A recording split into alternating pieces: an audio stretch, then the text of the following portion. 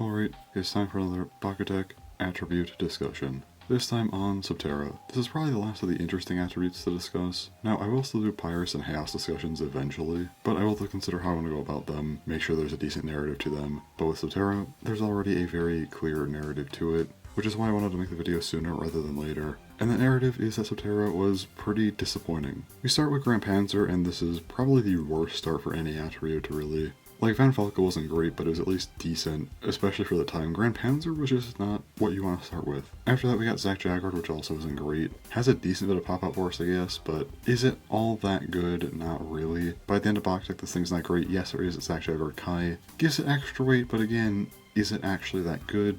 No.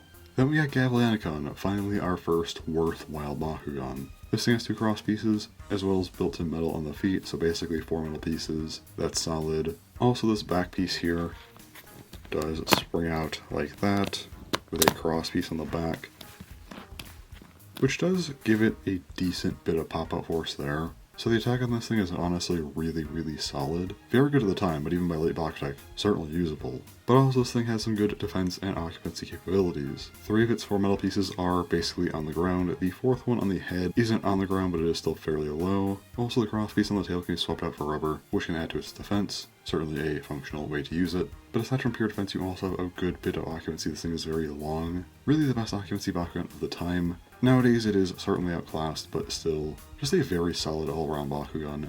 The first real properly usable Bakugan for Subterra in BakuTech. Moving properly into Season 1, we have Acro Gizzard. This doesn't need much of an introduction. It's Acro Gizzard. It's a huge Bakugan. By far the best occupancy in the game when it was released. Even now, still very good. Though it is outclassed, things like Ozpress, Yodansha 4, Nagadaja are all better. So Subterra does kind of get shafted again, but at least Acro Gizzard is still pretty solid. Next was Hagridaguma. We're immediately back in the trenches because this thing isn't great.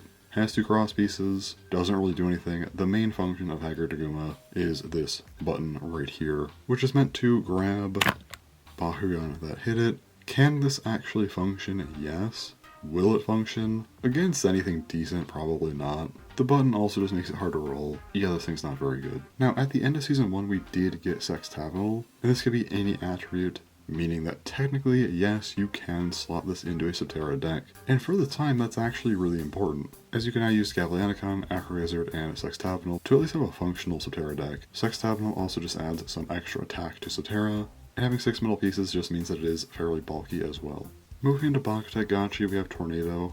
This is our first 36mm Bakugan for Subterra, and it's not really great. There's a very strong argument that this is actually the worst 36mm Bakugan in BakuTech. It is big, so it does have some bulk to it. Its occupancy is okay. Has the gimmick where it can kind of rotate, which does help it to, you know, deflect attacks, I guess. But basically, it's just a big Bakugan. If you want some extra defense / occupancy, you can use it, but is it really that good? No. The other 36mm Bakugan, however, is Jeppefudo, and this thing is absolutely insane. It really doesn't need much of an introduction. Has the second weak magnet on the back, but it is enough to keep it on the card. This is the best pure defense Bakugan in BakuTech by far, and while the occupancy isn't great, it's at least enough to make its defense work. Finally, Subterra gets a real top tier choice. Also in Gachi, we had a Subterra deck filler with Ken Panzer. This thing is actually not bad for defense, but compared to some of the better stuff, it's really not worthwhile. And moving into Bakugan armors for our last Bakugan here, we have Kappa Kodaku. Kappa Kodaku has pretty solid defense. It's also kind of wide, so it does have enough occupancy to use said defense. Nothing amazing, but still decent. However, it does have the ability O-Raid.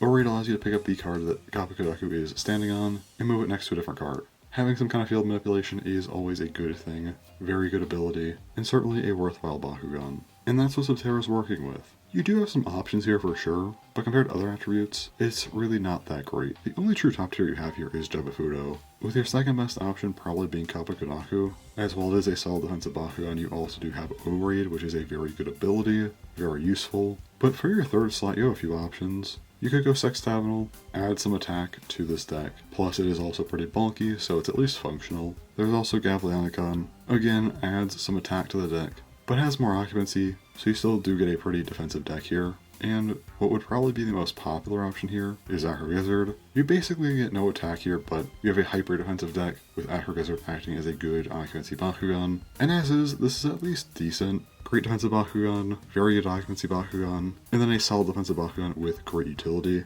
It's definitely a functional deck. It's just that when you compare it to other attributes, it doesn't really hold up to those as well. Subterra also does have the second lowest amount of Bakugan in BakuTech. However, even though Ventus has less, I feel like it made better use of the slots that it had, with having a bunch of really good and unique attackers, while Subterra kind of just barely gets by on its defense and occupancy. Again, there's good stuff here, but Chaos is just better than this. Like, Chaos Jabufuto does exist, and you have Nagadaja, which is just better than Acro Gizzard. And while you don't have Kappa you can easily find a good third Bakugan for that deck. And even then, Chaos is one of the lower tier attributes in the game, really competing with Ventus for that number 4 spot, which has the least amount of Bakugan in BakuTech as I mentioned. If nothing else, we do at least get a functional Subterra deck.